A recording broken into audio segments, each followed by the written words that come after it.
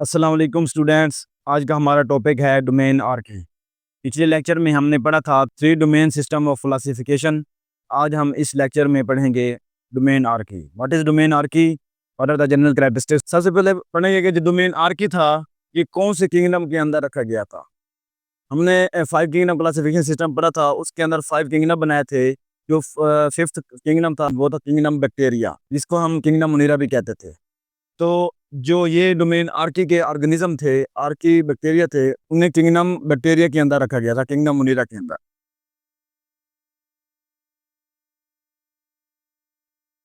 Was included in kingdom Munira. जो लफ्ज Archie है ये ग्रीक वर्ड आर्कियोस से निकला है, जिसका मतलब है एंशियंट।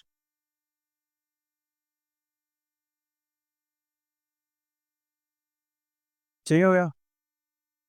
और ये किस ग्रुप से बिलोंग करते हैं?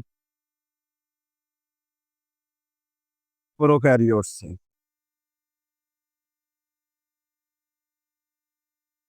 ठीक है। जो बैक्टीरिया थे वो भी प्रोकैरियोट्स थे, और जो आर्की थे ये भी प्रोकैरियोट्स थे, और जो यूकेरिया के किंगडम थे वो यूकैरियोट्स थे। लेकिन दोनों प्रोकैरियोट्स, बैक्टीरिया और आर्की प्रोकैरियोट्स थे, लेकिन इन्हें अलग डोमेन क्यों बनाए? डोमेन आर्की एक अलग डोमेन बनाई, डोमेन बैक्टीरिया एक अलग डोमेन बनाई। तो इनको अलग डोमेन बनाने की क्या रीज़न थी वो हम आगे पढ़ेंगे कि हाउ आर आर्की यूनिक। तो इसके जो मेन डिफरेंसेस वो हम आगे पढ़ेंगे अभी। अब हम थोड़े जनरल कैरेक्टरिस्टिक देख लेते हैं डोमेन आर्की के। सबसे पहले हम इसका साइज पढ़ेंगे। साइज में 0.1 माइक्रोमीटर से इनका 15 माइक्रोमीटर तक साइज होता है। ठीक है। और ये होता है इन डायामीटर, इन डायामीटर। ठीक है। और कुछ ऐसे होते हैं जो 200 माइक्रोमीटर तक उनकी लेंथ होती है। ठीक है। अब एक आपने यहाँ पर पॉइंट समझना है कि ये जो डायामीटर है इसका क्या मतलब होगा यहाँ पर। 0.1 micrometre to 15 micrometre in diameter. तो हम डायामीटर पढ़ते हैं कि ये क्या है, कि ये जो एक मैंने सर्कल बनाया है, इसका ये सेंटर है। तो सेंटर से लेकर यहाँ तक इसका क्या होगा, रेडियस होगा। ठीक है। और ये टोटल इसका जो दरमियान में लेंथ होगी वो उसका क्या होगा, डायामीटर होगा। ठीक है। अब ये 0.1 micrometre to 15 micrometre in diameter है। अगर मैं इसकी रेडियस की बात करूँगा तो ये रेडियस में कितना हो जाएगा, डबल हो जाएगा, क्योंकि ये हाफ जो है, रेडियस इसका हाफ होता है डायामीटर का। तो डायामीटर डबल है। अब मैं इधर अगर रेडियस की बात करूँगा तो रेडियस में ये क्या हो जाएंगे, डबल हो जाएंगे। 0.1 मीटर माइक्रोमीटर से ये 0.2 माइक्रोमीटर से 30 माइक्रोमीटर तक चले जाएंगे इन रेडियस। ठीक है। अगर रेडियस की बात होगी तो ये डबल हो जाएंगे। अगर डायमीटर की बात होगी तो ये जनरल जो इसके साइज है उस तक ही रहेंगे। अगर हम इसके शेप की बात करें तो ये नेचर में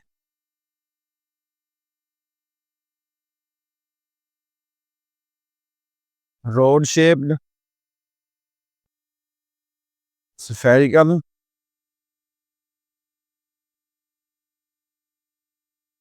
स्पाइरल,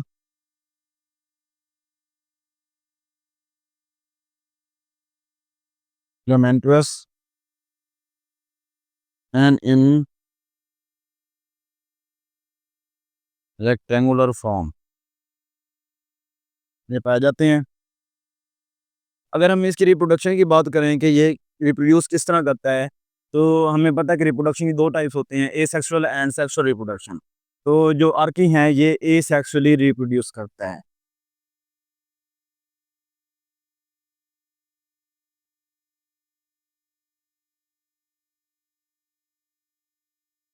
ए सेक्सुअल रिप्रोडक्शन में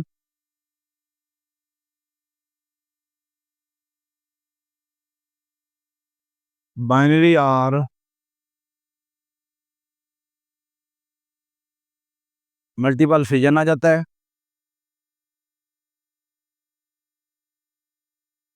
बिल्डिंग आ जाता है, और उसके बाद फ्रेगमेंटेशन।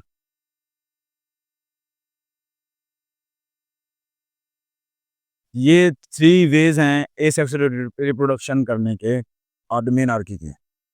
अब हम पढ़ेंगे most important topic, how are archaea unique, कि जो डोमेन आर्की के ऑर्गेनिज्म थे, आर्की बैक्टीरिया, उन्हें हम यूनिक, उन्हें हमने एक डोमेन के अंदर क्यों अलहदा किया। बैक्टीरिया क्योंकि दोनों क्या थे, प्रोकैरियोट्स थे, दोनों प्रोकैरियोट्स से इनके लिए एक ही डोमेन बन सकती थी, लेकिन हमने उसको अलहदा डोमेन के अंदर क्यों रखा, उसकी क्या कैरेक्टरिस्टिक्स थी, उनका क्या डिफरेंस था to the bacteria and eukarya, वो हम पढ़ेंगे। सबसे पहले है cell membrane difference. Cell membrane में जो सेल मेम्ब्रेन होती है किसी भी सेल की, वो ज़्यादातर लिपिड्स और प्रोटीन की बनी होती है। किसकी बनी होती है? लिपिड्स और प्रोटीन्स की।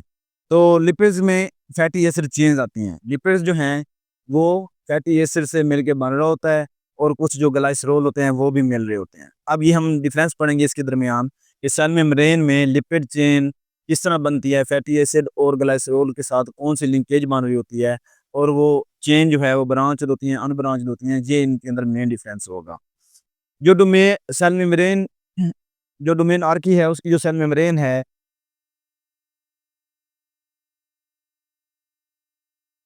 डोमेन आर्की की जो सेल मेम्ब्रेन है उसके अंदर जो इसकी लिपिड चेन होती है वो फैटी एसिड्स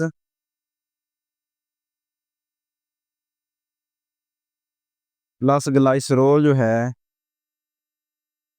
इससे बनी होती है, और इनके दरमियान एक लिंकेज होती है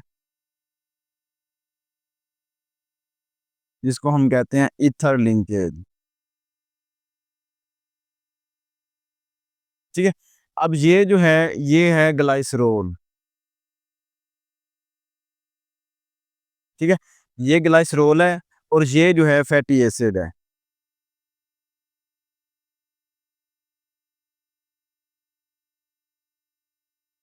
फैटी एसिड और ग्लाइसरॉल के दरमियान ये जो लिंकेज है इसे हम कहते हैं ईथर लिंकेज।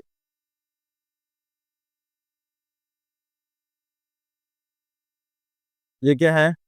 ईथर लिंकेज है। ठीक है, सी इज द ईथर लिंकेज। ठीक है। अब ये क्या है? ईथर लिंकेज है जो ग्लाइसरॉल और फैटी एसिड के दरमियान बनी है।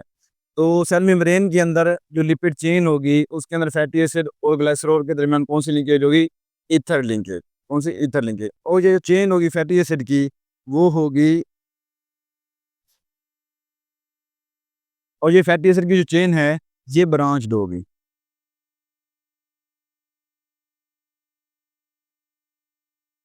ठीक है, ईथर लिंकेज पाई जाएगी फैटी एसिड और ग्लिसरॉल के दरमियान, और उसके बाद ये जो फैटी एसिड की चेन है ये ब्रांच्ड होंगी। ठीक है, ये दो चीज़ें आर्की के दरमियान पाई गई, और उसके बाद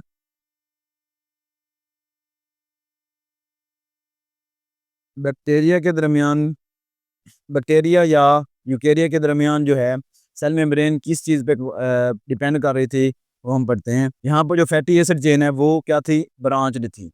ये सारे इसकी चेन है, और यहाँ पर ये क्या है? इसकी ब्रांचें शो कर रही है। तो ये ब्रांच है, लेकिन ये जो फैटी एसिड चेन है ये ब्रांच्ड नहीं है, ये अनब्रांच्ड है। तो इसके अंदर फैटी एसिड चेन जो होगी वो क्या होगी? अनब्रांच्ड होगी, और इनके दरमियान ये ग्लाइसरॉल हो गया। ठीक है, और ये क्या होगी? Fatty acid chain. ये फैटी एसिड चेन हो गई, और ये क्या हो गया? ग्लाइसरॉल। ठीक है, अब ये ग्लाइसरॉल और फैटी एसिड के दरमियान ये जो लिंकेज है, सी डबल बॉन्ड ओ सी, ये है ईस्टर लिंकेज। ESTER,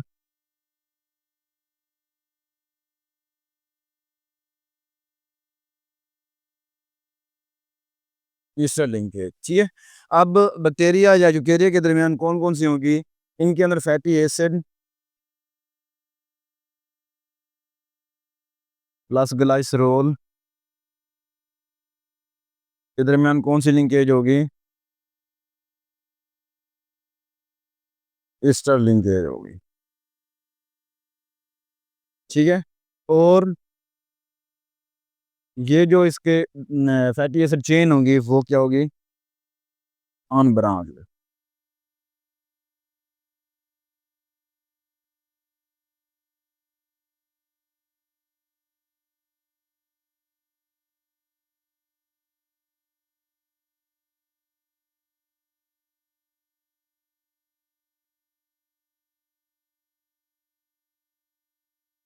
अब सेल मेम्ब्रेन का मेन दो डिफरेंस थे कि जो डोमेन आर की है उसकी जो फैटी एसिड चेन होगी वो ब्रांच्ड होगी, और फैटी एसिड और ग्लिसरॉल के दरमियान ईथर लिंकेज होगी।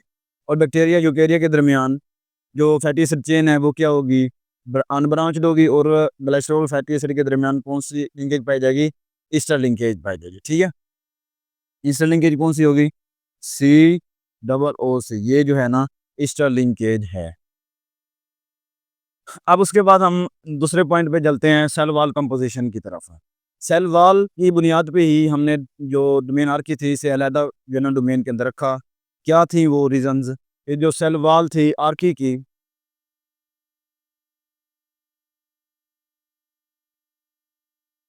वो बनी थी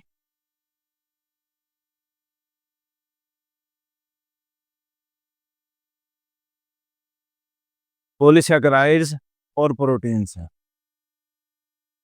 पॉलीसैकेराइड्स प्लस प्रोटीन्स। इसकी जो सेल वॉल थी वो पॉलीसैकेराइड और प्रोटीन से मिलकर बनी थी। लेकिन जो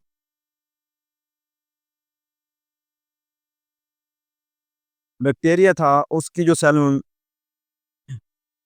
सेल वॉल थी वो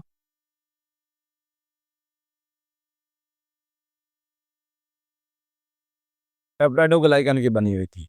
ये एक ऐसा मॉलिक्यूल है जो शुगर प्लस अमाइनो एसिड्स से मिलके बनता है। ठीक है। और उसके बाद जो सेल वॉल थी यूकेरिया की,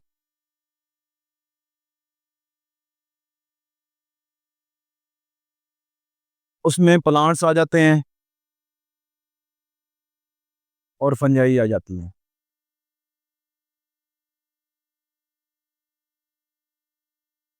प्लांट्स की सेल लो से बनी होती है, और जो फंजाई है इसकी सेल वॉल काइटिन से बनी होती है। ठीक है। ये मेन डिफरेंस था सेल वॉल का। तो इसलिए हमने आर्की को अलहदा डोमेन के अंदर रखा, बैक्टीरिया को अलहदा, और यूकेरिया को अलहदा डोमेन। ठीक है। अब हम जेनेटिक डिफरेंसेस पढ़ते हैं। पीछे हमने फेलोजेनी पढ़ा था, उसमें हमने देखा था कि कुछ जो है ना एवोल्यूशनरी रिलेशनशिप होता है एक ऑर्गेनिज्म का दूसरे ऑर्गेनिज्म के साथ है। तो जो मेन आर्की के जो ऑर्गेनिज्म थे उनकी क्लोज रिजेम्बलेंस थी किसके साथ? डोमेन यूकेरिया के ऑर्गेनिज्म के साथ। तो ये भी डिफरेंस था आर्की और बैक्टीरिया के दरमियान।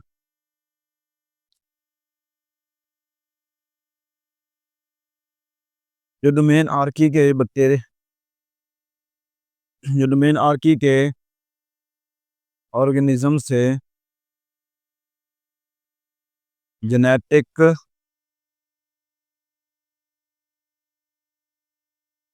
सीक्वेंस विद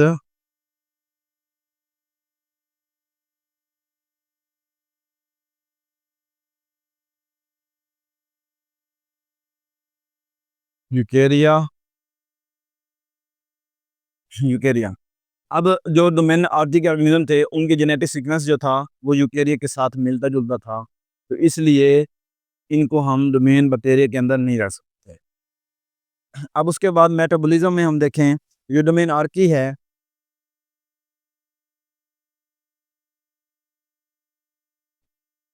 ये एक गैस प्रोड्यूस करते हैं जिसको हम कहते हैं मीथेन।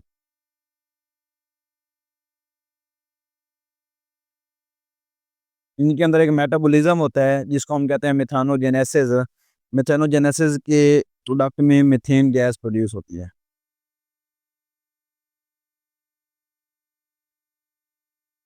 ठीक है। तो जो आर्की बैक्टीरिया थे ये मीथेन गैस प्रोड्यूस करते थे, लेकिन जो दूसरे ऑर्गेनिज्म थे दूसरे डोमेन के यूकेरिया और बैक्टीरिया के, वो मीथेन गैस प्रोड्यूस नहीं कर सकते थे। उनका मेटाबॉलिज्म क्या होता था वो हम देखते हैं।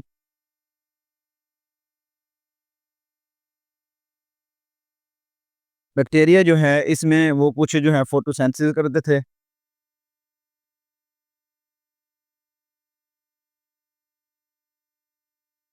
कुछ जो हैं वो नाइट्रोजन फिक्सेशन करते हैं,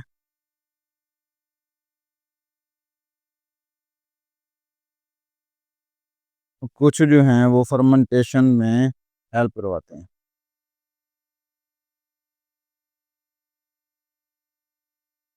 उसके बाद अगर हम यूकेरिया की बात करें,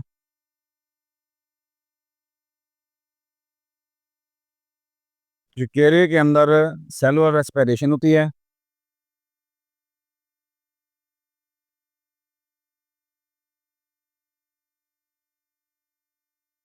ठीक है? प्लांट्स के अंदर फोटोसिंथेसिस होती है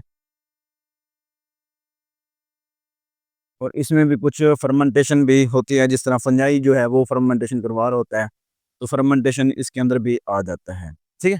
तो ये 4 मेन पॉइंट्स थे जो डोमेन हायरार्की को डिफरेंट बना रहा था अदर डोमेन के साथ, बैक्टीरिया और यूकेरिया के साथ। तो ये टॉपिक हमारा डोमेन हायरार्की का यहाँ पर कंप्लीट हुआ। अब हम नेक्स्ट लेक्चर में डोमेन बैक्टीरिया स्टार्ट करें। ओके जी, खुदा हाफिज़।